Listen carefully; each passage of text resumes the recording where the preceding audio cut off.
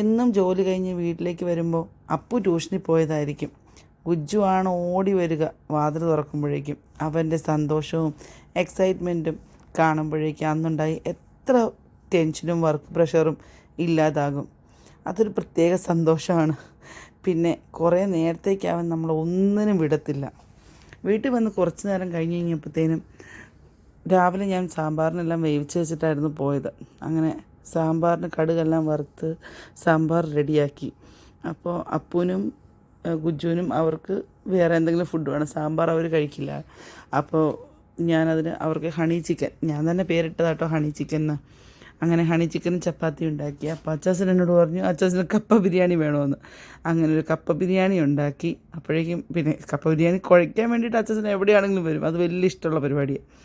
പിന്നെ ഒരു കട്ടൻ കാപ്പി.